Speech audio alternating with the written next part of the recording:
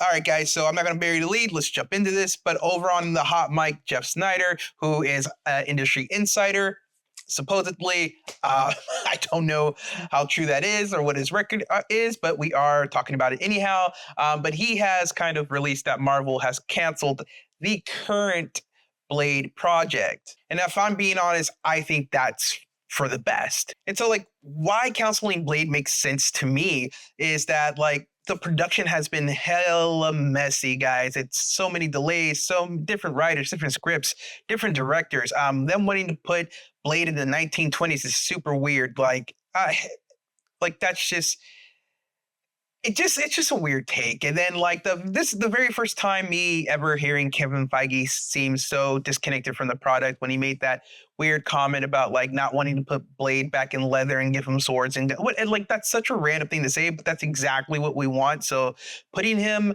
into like some Jim Crow or like not even like just a weird time period where he has to deal with like racism and like that. It's such a weird thing. And I know what you're saying, like you love Sinners. Yeah, that's an original take on something new. Like that's a whole new IP. But taking such a powerful, popular black character and it's like, I'm gonna shove him, not even in the 70s, but in the 20s. Like it's such a weird thing to do. Like why? Like why? That doesn't make any sense. So like starting over anew, and totally scrapping this whole thing, calling it a wash, and like moving on from the solo, right? The solo story and putting him in an ensemble story with the Midnight Suns makes so much more sense to me. Also, this kind of gives them the chance to do like a bit of recasting, right? Like we'll talk about Mahershala in a little bit, but if they do the Midnight Suns, there's so many cool characters to be introduced to. Like we might finally get a Ghost Rider, and then the recasting of Alyssa Bloodstone and Jack Russell from Werewolf by Night, like, and then of course Moon Knight, because a lot of these characters are already old.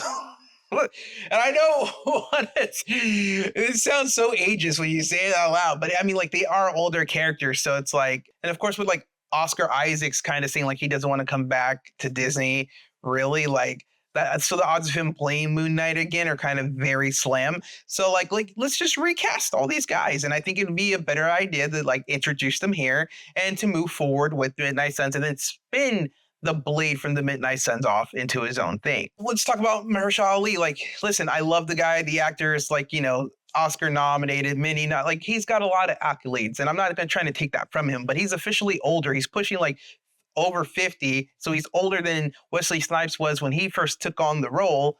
And Blade is going to be like physical demanding part, right? And not everybody looks cool in like a foam fitted costume.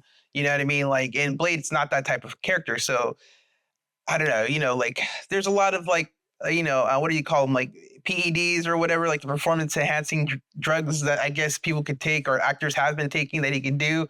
If that's the way he wants, like if he wants to play Blade that bad, like, hey, let's see it. But if not, I think it's time to move away from there. Now, let's just say Mahershala has signed a contract. So he's like, it's like one of those pay or play contracts. Well, I think moving Mahershala towards like the Blade of the 70s, the Blade that wasn't a vampire, would be good. And that way he takes on a new mentor role, like a Whistler's role, right? And then Blade becomes sort of a name, a mantle that's passed on from hunter to hunter. And maybe Mahershala, like I said, plays that Whistler, that mentor figure to this new daywalking kid that he's taking care of. And he learns from Mahershala's Blade and to become the new Blade.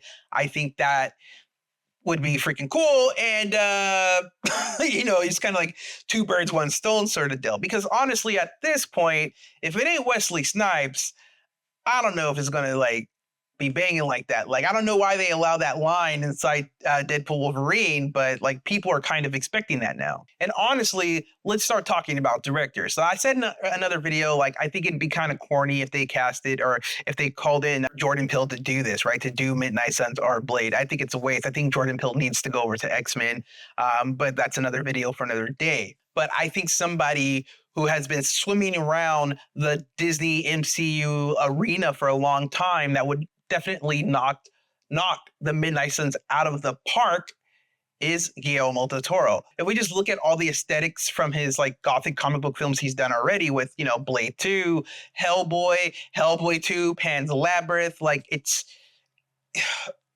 even look at Frankenstein. It's just beautiful. And his show, The Strain, he's already got a wealth of vampire lore within him. So to give him the world to create, right? This vampiric gothic world would be amazing. Like his version of Midnight Suns would be chef's kiss. Let him build this dark, gothic, terrifying, supernatural universe, corner, if you will, of the MCU, and then handed him the new Blade. You're just begging to win at this point. And this is another idea I'm just spitballing out there, but this is something like I don't think anybody's talked about, nobody's mentioned, but this would be the best time for Marvel Disney to kind of capitalize on something they haven't done. This is the time they could revive the Marvel Knights imprint, but in film. This comic book imprint that's now a movie imprint can now handle the TVMA crowd. We know that Marvel really wants this Gen Z, Gen Alpha, Gen Beta, or whatever comes after. Let's keep it real. Millennials are the audience for Blade and Midnight Sun and X-Men and anything. I think X-Men should fall under the Marvel Knight imprint if this was a thing, you know? Like we grew up with Wesley Snipes, we grew up with horror action films. We are the ones begging Marvel to go darker. We are the ones footing the bill for all these Marvel films and projects. Give us the gritty, give us the gory, give us the monsters, give us the blood, give us the cursing and all that other good stuff. And I think Marvel Knights imprint can handle that.